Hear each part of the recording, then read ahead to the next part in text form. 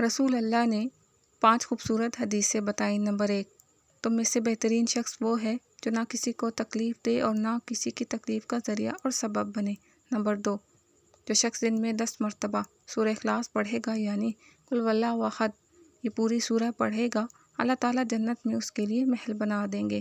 Number 3، جو شخص ہر فرض نماز کے بعد 1 مرتبہ آیت الکرسی پڑھنے کا معمول بنائے گا تو اس کے اور جنت کے درمیان صرف موت کا فاصلہ ہوگا، یعنی وہ شخص مرتے ہی سیدھا جنت میں جائے گا۔